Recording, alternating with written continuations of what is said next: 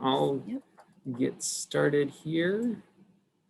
All right, so my name is Phil Woolery. I work for Purdue Extension, the Ag and Natural Resources Extension educator in Stark and Pulaski counties, which is west of you there. So if you jump on 30 and drive west about 2 hours, you'll go into part of Stark County. So a little bit about me. My background is in forestry, so I have bachelor's and master's in forestry. I'm also a certified arborist. And so my undergraduate degree in forestry is from Iowa State. And so living in Iowa, you get to know a little bit about the wind. And so we're going to talk about windbreaks today and the benefits of those and what's the best way to go about doing that. And also visual screens. I mean, windbreaks and visual screens, windbreak is a visual screen, but if you just don't really need the wind protection, you can design it a little bit differently for the visual screen. We'll cover that at the end there. So herein, we're going to talk about some of the benefits of having a windbreak on your property, the planning, because that's important, planning it out, what's the best way to do it, the way to design it, some maintenance things, because with anything, it's not, oh, we just put it in and then we can forget about it. Together, it's a functional thing, and to maintain that function, we need to do some certain things to keep the windbreak functioning. And then we'll talk about visual screening, and a lot of that will, I'll apply the windbreaks, but there'll be some differences there. All right, so the benefits of windbreaks, obviously the big thing is reducing the wind speeds. So we're gonna plant these trees to kind of break the wind and slow it down. So we can have benefits of energy conservation. So in the winter, we have wind chill. And so that wind can go make it way into your house, especially if there's cracks or something in there, and reduce you increase your heating bills and everything there. Living in a house in Iowa on a hill without, I guess we kind of had some breaks to the north, but not to the west. And an old house, we knew that when the wind blew, the rooms on the windward side of that house were much colder than the other rooms. So that'd be very important for energy conservation. Also, snow control. The wind will blow snow as well. And if you don't want drifts to continually move over your driveway or around the house, these also can slow the wind down so that snow drops out, and you can design it so that you have the snow drifts in certain places that aren't going to be a problem for you. Also, they provide wildlife habitat. Various birds, small mammals, and other animals will benefit from that. So, and you can pick out certain species that will benefit certain species of wildlife as well. So if you enjoy viewing wildlife, this would be another benefit. Aesthetics and property value. So on the property value, there's been numerous studies having trees on your property increases property values, by at least 10%. So that's not insignificant there. Having the people like a nice green background in their yard, provides some nice aesthetics there. So windbreak design. So we're going to get in a little physics here, and they don't really teach, I won't get into details because they didn't really teach us this type of physics stuff in forestry. So the one thing when we're designing windbreaks is the height. So the height is going to determine the how far away we're going to see the benefit of that windbreak effect.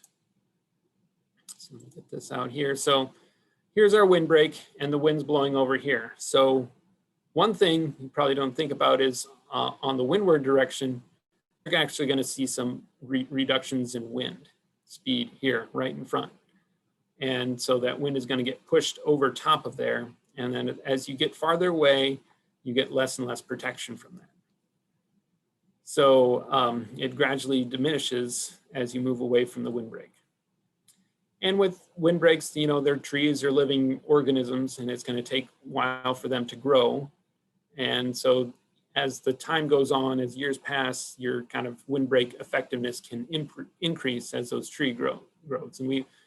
And we see this, we can generally by the height of the windbreak. So 5 times the height here, we have 25% to 50% of that velocity out here and unprotected there. And then it reduces as we get further away. So if we're looking at, if our windbreak is about 20 feet tall, and so at 200 feet out, we're seeing we've got a 66% reduction in wind speed there. So that'd be somewhere out here. And if we wait till we get to 40 feet out, that same location, we got a 78% reduction in height. So as it grows in height, we get more benefits there. And that's generally true with all types of trees. The bigger they get, the more benefits we get out of them. The other thing to consider when designing this wind speed is the density. So the density is going to kind of determine amounts in wind speed reduction. So generally, the greater density of the planting, you're going to have the most wind speed reduction. It kind of makes sense. If we get a solid wall there, it's kind of hard for that wind to go, and so it goes over. But it's the more density you have, you're going to have a reduction in the distance away from that windbreak where you're going to get protection. So it kind of works at, again, with the physics, with the different air pressure. So faster moving air is going to have lower pressure, and the air moves to lower pressure. So if we're forcing all that air to move over top of that windbreak, we're going to create a bigger pressure gradient and cause that to kind of air to dive down faster, So we're going to lose that height, that distance away of protection. So if you have a less dense, if we allow some of the air through, we're going to have a greater distance away where we see effects of the wind speed reduction. So kind of if we shoot for 55 to 85% density is going to be a good compromise between reduction in wind speed and distance of effect. So how do we get control the density with trees? We can do, there's different species, which we'll talk about, that have kind of denser crowns, so they'll be able to block it more. We can control that with number of rows. So if we have more rows, that's going to equate to greater density of our windbreak overall. And also spacing. So if we space together the trees together real closely, we're going to have obviously more kind of density there of the planting. And that might be a good thing, because that'll give you, the closer you plant them together, you have greater density and greater effect sooner on. But it also can be a bad thing, and we'll talk about that in a little bit. Also, the orientation or shape on your landscape. So typically in this area of the country, especially in the winter, the winds are going to come from the north and west. So that are going to be the most problems.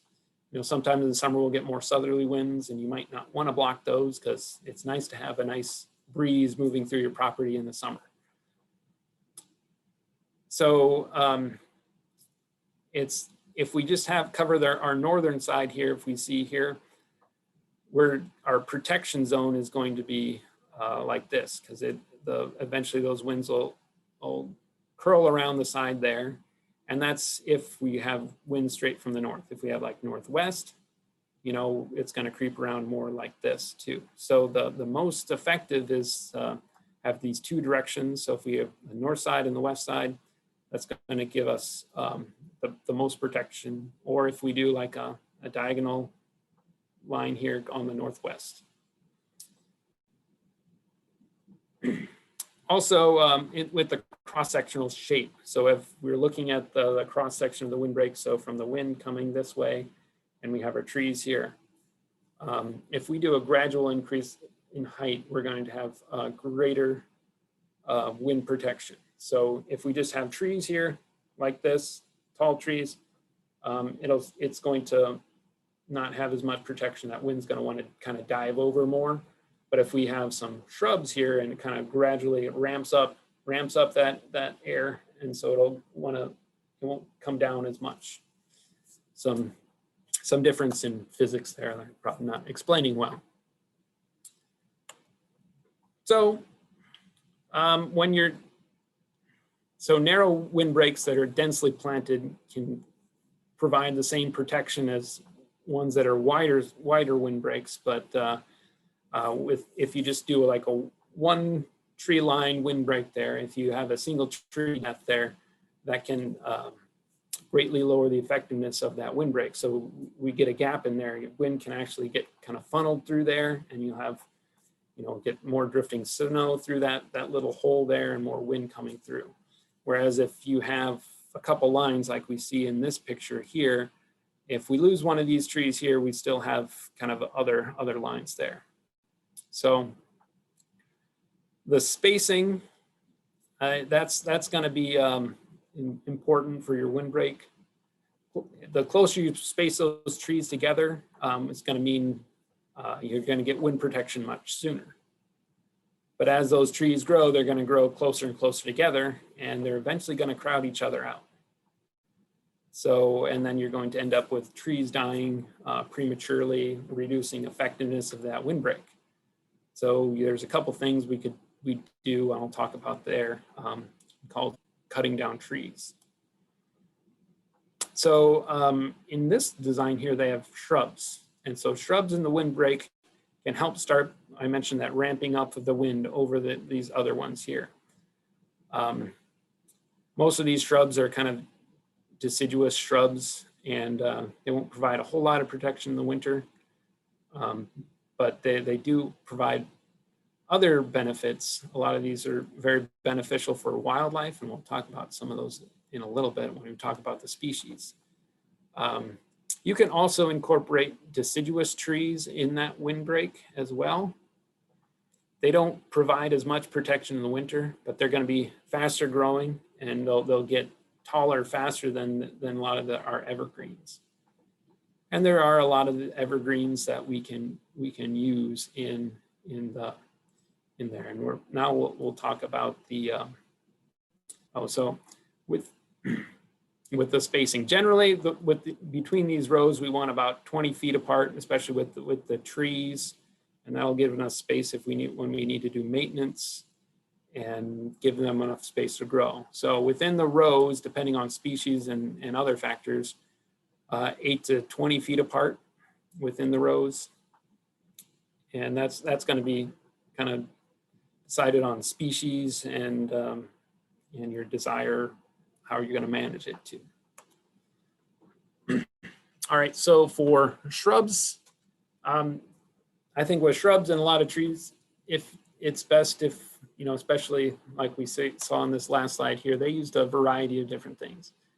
And even with the trees, they left it all the same in here with their main tree windbreak, like a whole line here of the same species. And that would be good because these tree species are all going to have different growth rates. If you mix them up all in here in one line, we're going to have sort of winners and losers. So some trees are going to get taller than other ones, and then they can shade out the others and reduce the effectiveness of that windbreak. So if we have all sort of one in an area, that will be good.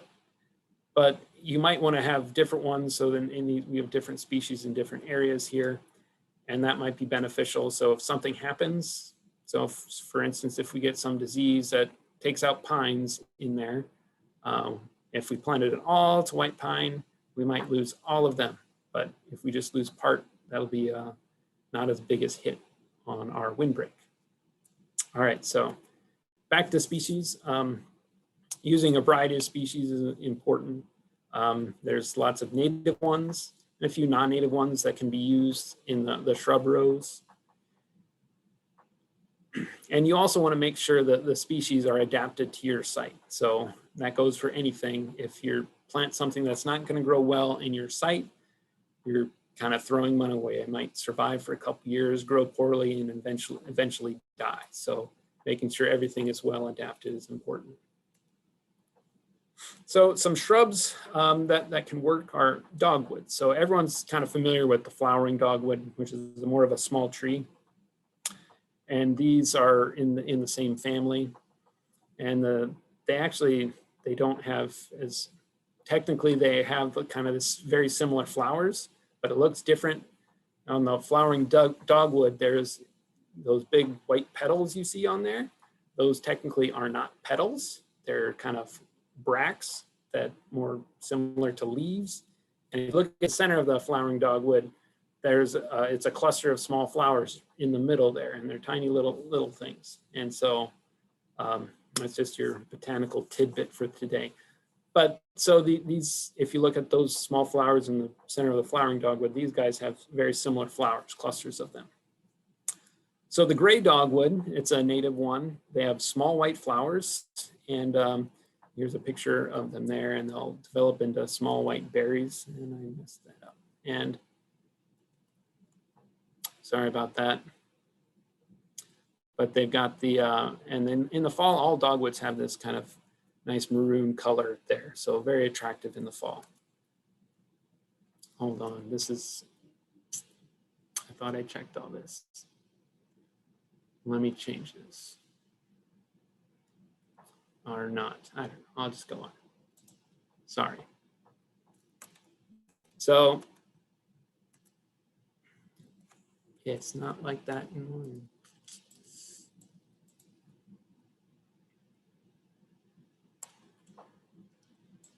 All right. All right, there we go. So there's a gray dogwood. And here it developed, you can see the white berries they're pretty attractive there. And that's very attractive for wildlife too. Lots of songbirds love to eat those too. So it's a nice one. And here you can see the fall colors, and all the dogwoods have that similar fall color there. The red osier dogwood, this is very tolerant, it's more tolerant of wet soil conditions. So that might be popular too. It's got the very similar flower sort of structure we saw in the gray dogwood. The big thing about this one is the stem. So in the winter, this one really shines because it's got these red twigs on it, and it can really stand out, especially like if you have a backdrop of evergreens there, it really makes it pop there. So that's another good one too. The other one is alternate leaf dogwood. And so this one, again, has a small white flowers, but it'll have blueberries on it. It's more bluish purple to them. And it's called alternate leaf dogwood because it has alternate leaves, while the other dogwoods have opposite leaves. So it just wants to be different and difficult. But it's also one attractive thing about it is another common name for it is the Pagoda Dogwood. So it's kind of growth habit, kind of have these sort of layers that develop in it, kind of similar to Japanese pagoda. So that's very popular in landscaping as well. So, and also a wonderful wildlife species as well. All right, so other shrubs that are good, black haw. So these are all viburnum species, and these will all grow fairly tall, 8, 10, 15 feet tall. And so clusters of small white flowers, and they develop into black berries in the fall. I'm not sure if they're edible or not, but the wildlife like them as well. And so we look at this one is another similar species, Nanny Berry. And so it has the white flowers in it as well, and it'll have dark blue to violet berries. Another common name for this Nanny Berry is wild raisin. And I believe this one fruit is edible as well for people and also wildlife too. So you can see this would be useful in the landscape there. Another one is the high bush cranberry. And so there's kind of two varieties, the American version and European version. And I believe this is the American version here. So we get these nice, beautiful white flowers, and they'll develop into these dark red berries. And as the season goes on, and the wildlife like them. And I believe I've known people who eat them as well. So another good choice there. So another one here, we've got nine bark is another common one that'll grow fairly tall and clusters these small white flowers you can see here, very attractive. Another one is wild plum. And so these get white to pinkish flowers in the spring, and it will also have these plums on them, and which are wildlife love to eat them, and also people like to eat them too. I like to eat them. Made some jam out of them before. So one thing about these wild plums, they will have thorns on them, and they'll kind of spread by roots, so they'll form a thicket there. And so that might be something you have to think about if you want to plant this and manage it. So those thorns will also, you might not want to walk through it, but it's also, they make it very good for wildlife. So lots of birds make it good for nesting in there, and lots of animals will love to eat those plums. Pretty sure most people are familiar with the lilac. We've got purple or white varieties there, and so they can grow fairly tall and provide some help with the windbreak there in the shrub row. The other one here, we have hazelnut, and so that's this one also will spread by the roots, so they kind of form thickets, and they have these edible nuts here. I've had them in my yard in the past, and they always produce nuts, but I never get to pick them because all the squirrels and birds beat me to them. So if you're lucky, you might get a hazelnut out of there. But yeah, the hazelnut is actually, I think it's in the birch family, so not related to any other nuts. So technically, I guess the birch seeds are nutlets botanically. So one thing I didn't mention about having a benefit of those shrub layers. So a lot of, if your windbreak species get the trees or conifers, if their lower branches might get shaded out and we lose that lower layer. If you just have that one row there, we can have the wind kind of just rush underneath there, and you're losing some of the effectiveness. Having that kind of shrub layer in the front there can also kind of protect that lower layer too. So moving on to some conifers. So conifers are evergreens. I guess not all conifers are evergreens, but most of them are going to keep their needles all year round. So we're going to have our windbreak effectiveness through the winter. So the eastern white pine, this one's native to Indiana. It's got relatively fast growth, so it can grow fairly fast in the right conditions. You can see here the foliage right here. It's got these long, soft needles, but it's not super dense foliage, and it can thin out, and so might not be best for blocking the wind. It likes well-drained soils. So I understand over around you guys, you have heavy clay soils, and so white pine might not be the best choice for planting there. It does not like wet feet. It likes it over here where we have lots and lots of sand, and it grows great here, but might be not recommended for heavy clay soils, and especially if you have standing water, that's not good for them.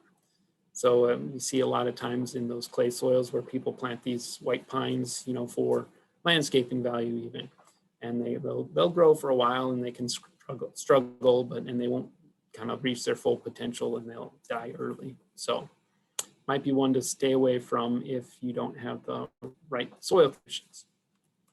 So here's what a mature one looks like, and this one has a fairly dense crown, but they can be thin out as well. So kind of a thin one. Blue spruce, this is native to the Colorado, Utah mountains, and this is another one that likes well-drained soils. It's very widely planted everywhere, but it's not without its problems. It's got lots of disease problems, but it is a beautiful tree, and a lot of times you'll see the blue varieties, but actually in the wild, the majority of the blue spruce have regular green needles. So they just find the blue individuals to sell it for landscaping. So here's a picture of kind of a mature tree. So it can have a fairly dense crown, which could be good for windbreaks. But if I would not plant this in a windbreak in Indiana, because it's got too many problems, and especially if way windbreaks are designed. So we'll talk more about some disease issues later. So other ones, we got Black Hill spruce. This is a kind of a variety of our white spruce that's kind of found in the Black Hills of South Dakota, an isolated population. So it tends to grow like a smaller, denser foliage, and it tends to be slower growing. And this is gonna want some well-drained soils as well. And it'll be slower growing. So a nice addition. It doesn't have as much disease problems as the blue spruce.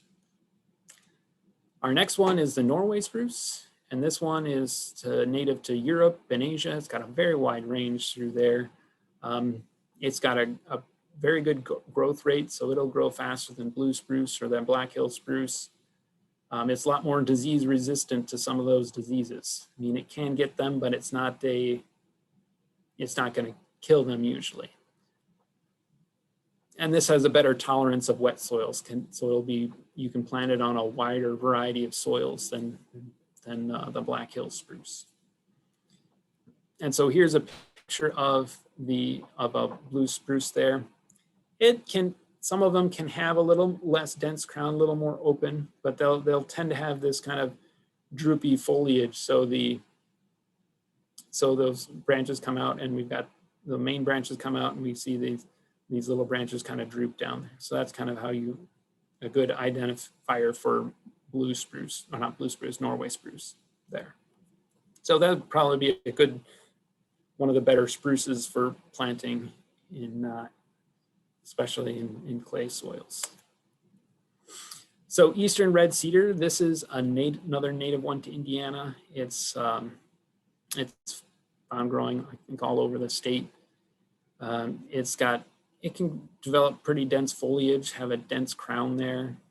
It does have slow growth, and you see we've got the needles there, and it can have some very attractive, although they look like berries technically. Botanically, they're called fleshy cones because it's a conifer. They don't have berries.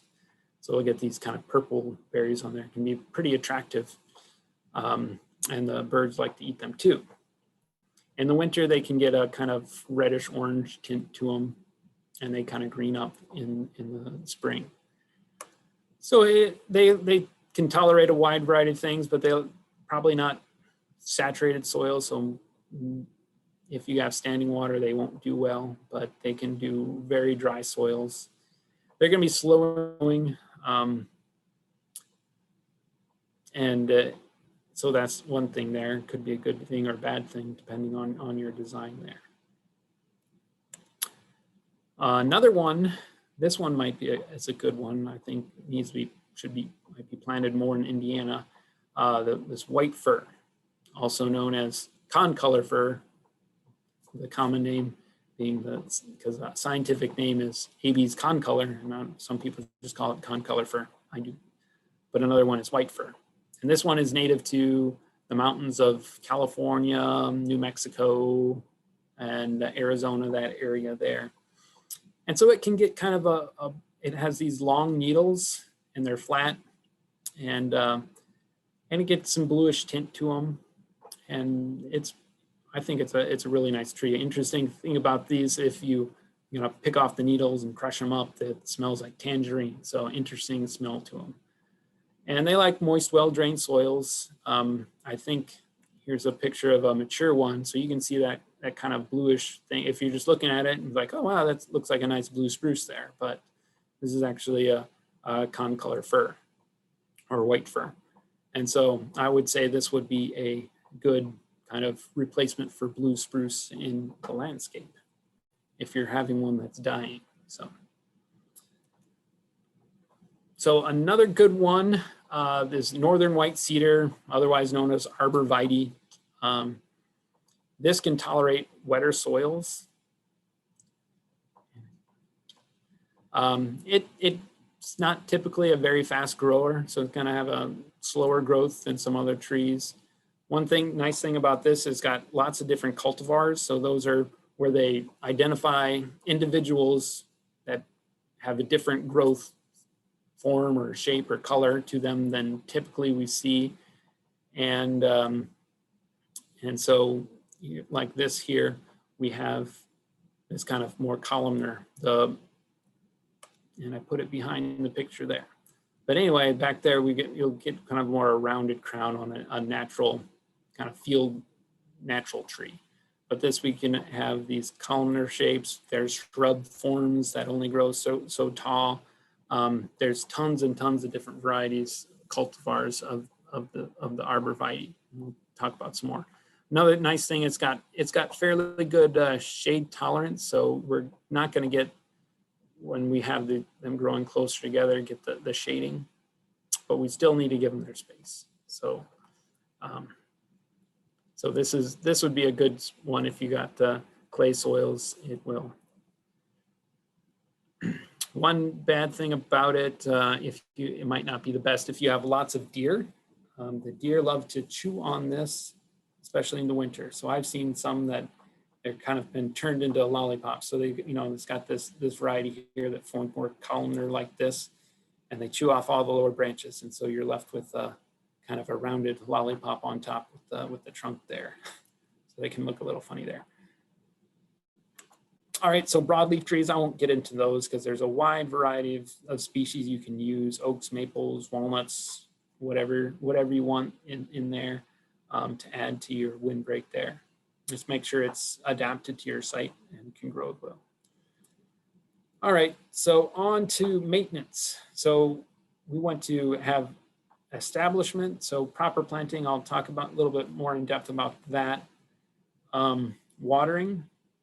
So proper watering is important, especially the first year or two, especially when it gets dry out, but you don't want to overwater it, especially in clay soils, because you can drown those roots. So you want to make sure we do it right. So checking the soil moisture. And when we water, we don't want to just sprinkle on a little water, because that's only going to get the top profile a little bit. We want to do deep watering through there, with deep infrequent watering. So maybe if you have to water, just water once a week, but make sure you soak the root zone. Pruning. So typically the type of pruning you want to do especially on the conifers there, we want to maintain a central leader. So, we see that pyramidal form, and especially it's a big deal if it's younger in the tree where we can actually reach it. If they kind of split later on, it might not be a big deal as it is at the bottom. So you just kind of periodically check once a year. If any, for some reason, we got a split top there forming a Y, you just come in and clip out one of them. And once they grow taller, then once it's out of your reach, then most of the times it'll be okay. Pruning some of the shrubs, we can do some renewal pruning, or if they get overgrown, we can either chop it all back and let them grow back, or we can cut out some big stems and let some new vigorous ones grow up too. Weed control can be very important for establishment. So those weeds can steal kind of the water and nutrients from the trees. So that's important. So we could use some mulch around there, make sure we have the correct amount of mulch. We don't too volcano mulch it. We want to have, maybe 2 or 3 inches, and then we don't want it up against the trunk. So if we're doing like a line of trees, we could do just easy, kind of just long line of mulch through there. And then another benefit of having that mulch there, we don't have anything growing next to it, so we don't have to mow next to it. And the problem with mowing next to it is oftentimes the mower will kind of hit the tree a little bit, hit it. Over the years, we hit it more and more. We get these nicks on there, and slowly we're going to kill the tree. So termed as lawnmower blight. So mulch is good for avoiding lawnmower blight. You can also use some chemical controls as well, some herbicides. And so eventually, especially with those conifers, we're going to have these lower branches that are going to eventually shade out kind of these lower grass and weeds around it. protection. So we've got some different things animal can damage there, especially on younger trees.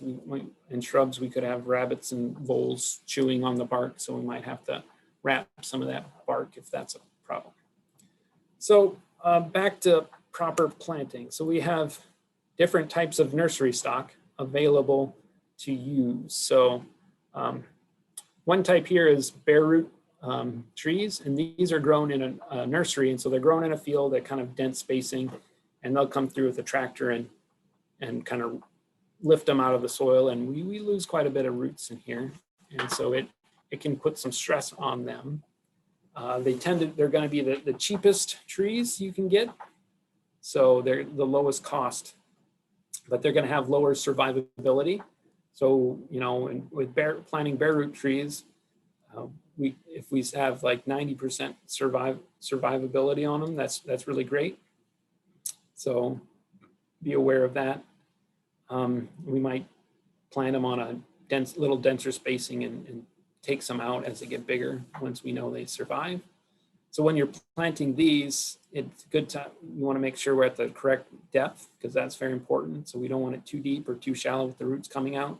We want those roots, because they're going to come to us like this, and we want those roots kind of to spread out. So we'll dig the hole a little bit wider and have those roots spread out. We're going to have the backfill soil kind of packed in, not too densely, but those have good root to soil contact on those to help those roots establish at that site. We'll talk about the other ones. We have containerized trees and ball and burlap. So these are getting bigger and also more expensive too. So with planting, especially these ball and burlap and container trees, one critical thing is the planting depth. We don't want it planted too deep. These roots need oxygen and everything there. And if planting too deep, we can slowly kill off these roots down here. So we want to find where this root flare is, or where the first order lateral root is, where we get that first main root coming out. So when you have a container or a ball and burlap tree, we want to find that. So you might have to go dig for it. So sometimes I've seen examples where, you know, the ball and burlap tree, they dug a foot down to find the correct spot for it. So that's very important. I mean, if you plant it improperly, that trees eventually will die prematurely. So these can be quite expensive, and that's a big waste of money there. So here they dug down this much to find that proper planting depth. And so that would be, so ball and burlap, if you're gonna use those for a windbreak, that's gonna be a lot of money. You're gonna spend $200 maybe a tree, depending on the size, you know, that range. So these are very spendy. And typically when you're planting trees, the larger the tree is when you kind of transplant it, the more stress it is, and the longer it will take for it to establish on that site and get good growth out of it. So I think you could be just as well off and have the same type of tree 30 years down the road as a bare root tree, as opposed to ball and burlap tree, because the bare root tree can establish itself faster and get back to faster growth, and as opposed to one of these ball and burlap trees. So container grown plants. So these are going to be kind of cheaper than your ball and burlap tree, a little bit larger, and you can use them, you can plant them a wider time of the year. You can pretty much year round. They're a lot easier to move around. Those ball and burlap ones, you're going to have to use like a tractor or something to plant those, move them around. But the problem is these pots are circular. So what happens? Those roots are going to hit the side of that pot, and what are they going to do? They're going to start turning around, and they grow in those pots for several years. And so they'll be spinning around and around. And these circulating roots can cause some issues down the road. So eventually you know, if we just put that pot in there, the tree in there like that with those circling roots, those roots, we're going to get other roots go out into the soil to help establish it. But we are going to, what we're going to deal with is those circling roots are still going to be there. And as those mature, they're going to grow fatter and fatter and slowly choke the tree. So we can have girdling roots, then that tree will eventually die. So another kind of waste for the tree. So how are we going to fix that? So here's what is kind of recommended here, how to correct this root dysfunction. So we've got our container grown tree right here. And we take off the pot, that's step one, whatever you're gonna do. Next, we're going to remove the excess soil. So we wanna find that root flare on there. And then we see all these roots that are all circling around here. So this is gonna very dense and it's gonna cause problems for that tree. I mean, used to say, oh, we just take a knife and slit and cut them there, but that root kind of structure is still there. So we want to get rid of that. So we're gonna take a saw and we're just gonna cut about 1 inch off in each side. So here's the amount you can cut off there. And also we're gonna take off the bottom because there's often that kind of root mat right at the bottom too that can cause problems with that tree. So here's kind of what we're left with. We started with a circle, you know, round, and now we're left with a square. And so they've done lots of research on this. And this is kind of research they've, you know, studied and is proven to be the best way to correct that root dysfunction we see in container grown trees. So there's enough roots left over in this tree for that tree to do well and establish great on that site. All right, so with ball and burlap trees, we want to move it by the ball, not by the trunk. There's a lot of weight in here. And so if you try and move it by the trunk, we're going to put stress on those roots and get root breakage. So we don't want to damage that root ball. Cut off the twine. There's a lot of times twine around the trunk of the tree. A lot of times there'll be a metal basket and we want to cut off the top portion of there. And especially it's hard to get everything out if you got this is a small one. If you got a larger one, they're much harder to remove everything. So cut off the top part of the basket and remove that top part of that burlap. And then you're going to get finished with backfilling. So maintenance here. So I talked about thinning. So when I mentioned with the spacing, we have a balance between you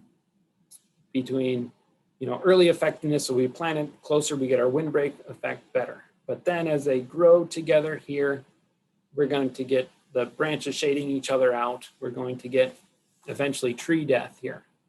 And so the trees are, some of these smaller ones will die in between here.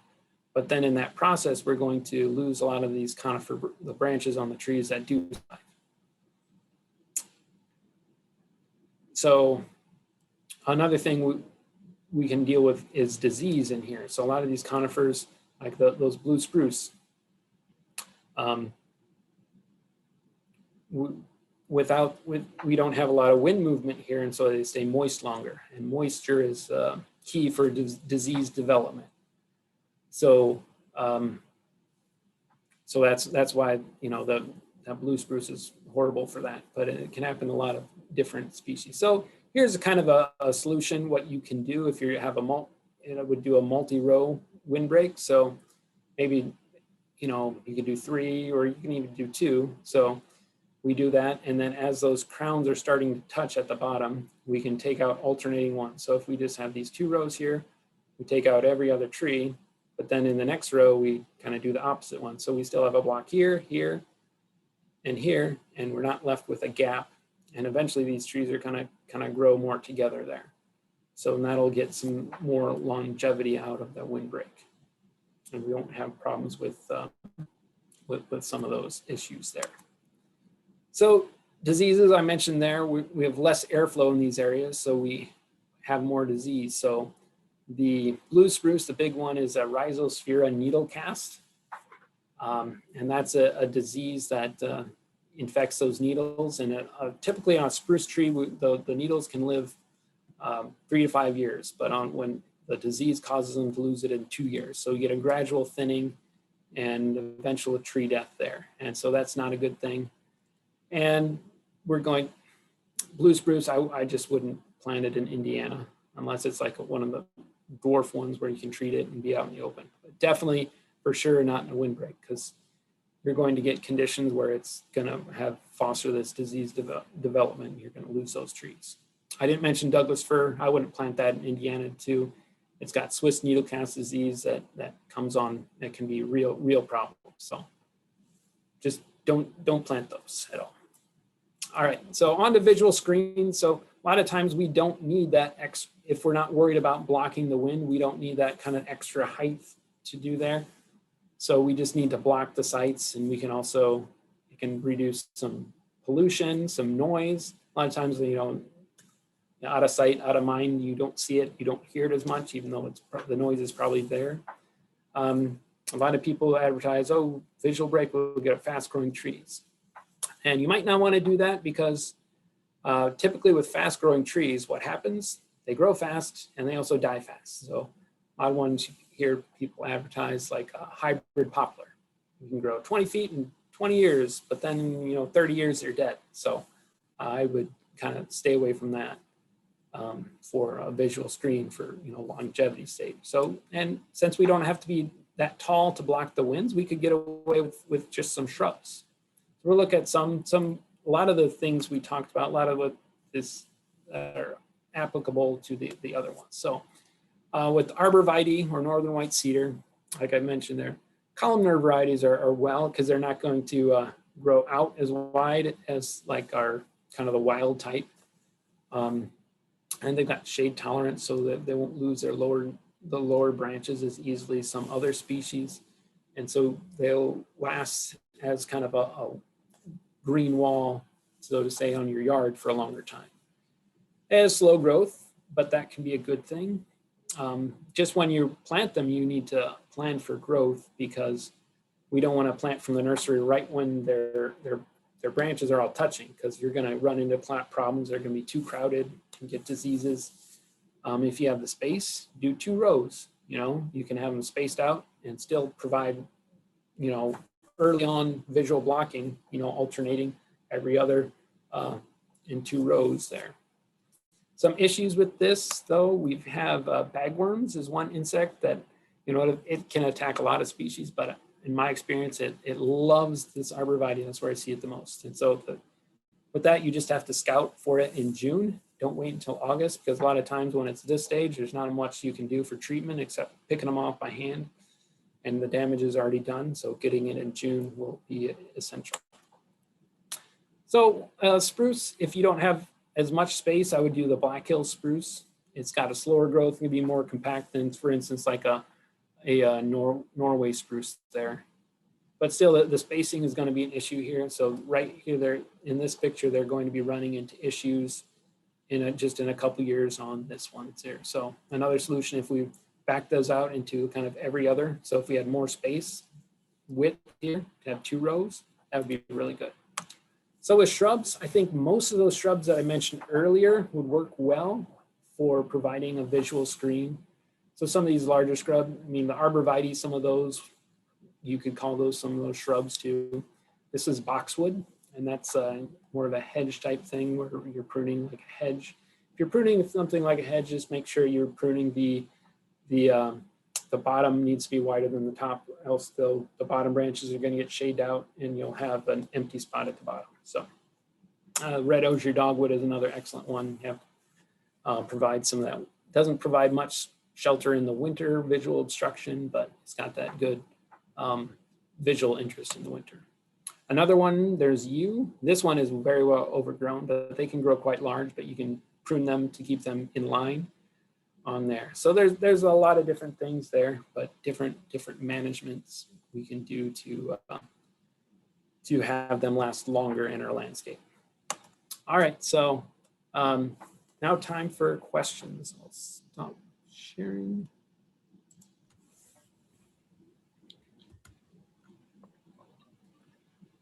So if anyone has any questions, you can speak up or put it in the chat box. I've got, this is Kathy. I've got questions. We've got a really old windbreak that his dad had planted. We're back on the home place.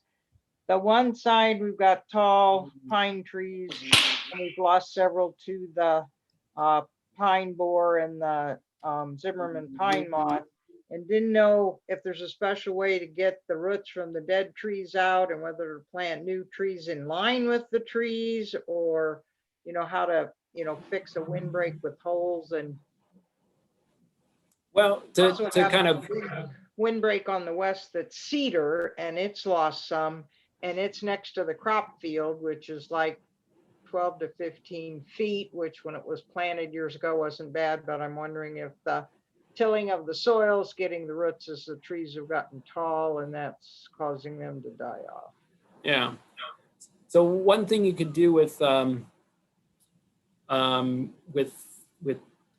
of rejuvenating, redoing a windbreak, other than, you know, you don't really want to cut everything down because you're still getting some benefit there, is if, especially if you have multiple rows, you could kind of remove a row and then do planting there. And it really won't affect, as long as you can get the trees planted in there, you don't really have to remove that old root system there. That shouldn't have too much effect. It'll just rot away. And then once that kind of gets established, you can kind of remove the other row and reestablish that one. So you won't have any sort of break in protection. So with the cedars, you might start, if you think that one was too close, you might start a row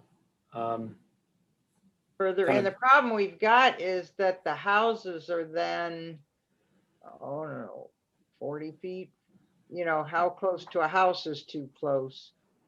You know, if we do a row in toward the house from the windbreak, because the crop field's on the other side, how close to the house would be too close? Yeah, the problem with having it too close, I didn't mention there, but you can get with the snow drifting, if it's close enough, because it's going to drift kind of through there, you might get it drifting up to your house, and that might not be good. So maybe something that won't get as wide would be like some of those arborvitae that, you know, those varieties that don't bush out as much. Very wide. Yeah. Okay. So that might be a thing there. Okay. Thanks, Kathy. Thanks. Nancy Tompkins has a question. It says, any advice if the area is quite a hill? Did I say that right? Yeah. I think I understand. I think the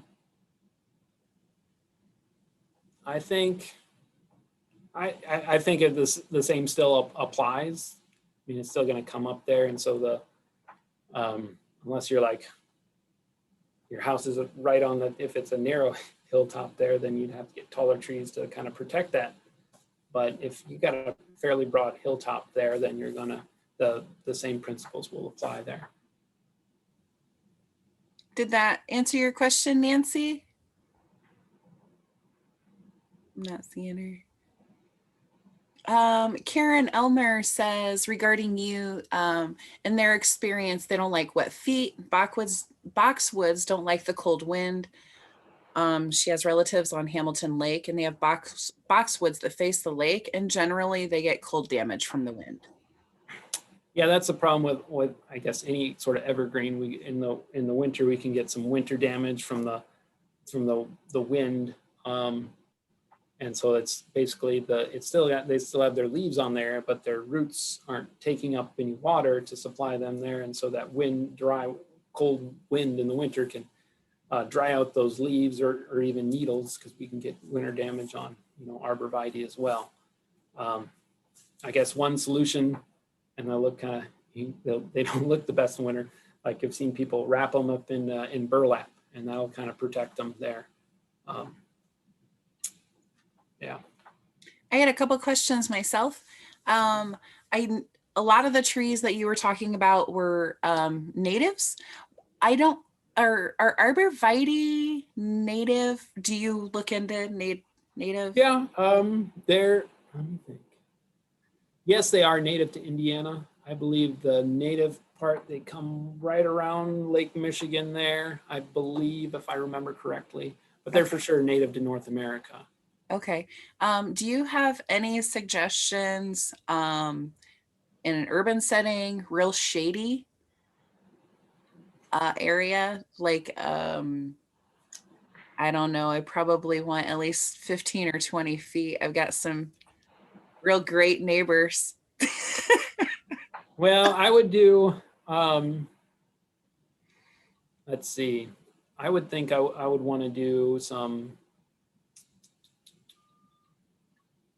shrubs. Probably they're going to do best in the shade, so some shade adapted things.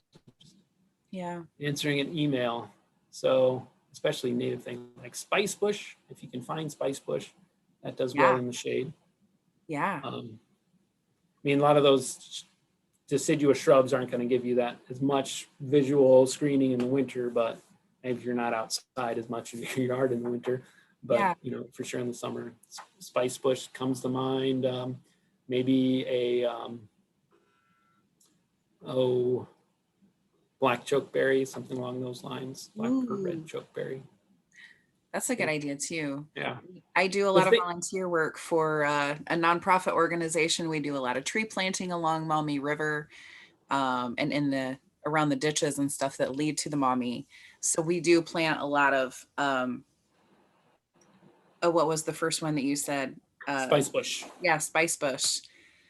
Actually, a lot of them that you were talking about, we plant a lot of those, and I was real happy that you brought up a lot of the natives. So thanks. So yeah, one other nice thing about spice bush, if you have lots of deer, the deer don't like to eat spice bush, so they'll leave it alone. There's a gang of kids over there. I don't know about deer, but yeah. Did anybody else have any questions or comments? I think I do, Ellen. This is Louanna. Our kids are building a home right by us. We're out in the country, and we're talking about getting a number of arborvitaes to grow between our lots. Boy, the prices of them are something. We're thinking of these, try to probably get a bunch of 3-footers. How fast will they grow in a year or two? The 4-footers are so expensive. I mean, we probably need at least 20 or so. Don't know if Phil knows. I mean, it's gonna depend on, because you're probably like they're probably gonna be a variety, and different varieties are gonna have different growth rates. Okay. It's gonna depend on that, and also your emerald green or emerald, I forget what it's called. Yeah. We saw at Lowe's that they were $50 a piece for 4-footers. Yeah. So yeah. They really do get a lot of bagworms on them. They really do. Yeah. Yeah. So yeah, just be scouting in June. They're real tiny, you know that. Okay, so maybe that won't be the best choice, those arborvitaes. Yeah. David Miller asked, would web soil survey be valuable to selecting varieties to plant? Yeah, that would be really good. So if you're not familiar, web soil survey is it's from the USDA, and you can go online and map out your property there and see what soils you have, and have different drainage ratings and see what works well there, or it's got tons and tons of information. So that's a good way to find out kind of your drainage rating and what types of soils you have. So you can figure out what will be adapted to your site. Yeah, and another, like I mentioned there, if you're wanting to go cheaper, you can go find some bare root, but I don't know if you can find the bare root of like a specific columnar variety. I know we got a nursery up by us, they sell the bare root arborvitae, but it's like the wild type from seed, not a cultivar. So it'll be a kind of much wider crown and everything there.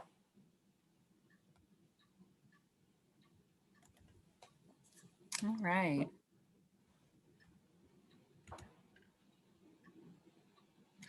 Any other questions today?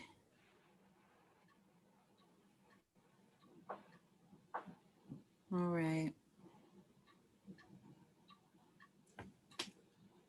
think that's about it. Nothing else is in the chat.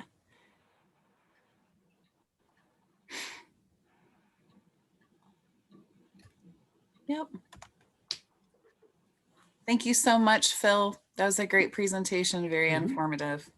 Yep. If you want to hear about any other tree stuff, let me know. I'll talk about trees. We're always down to talk trees. Thank you. Yep. Thank you. You're welcome.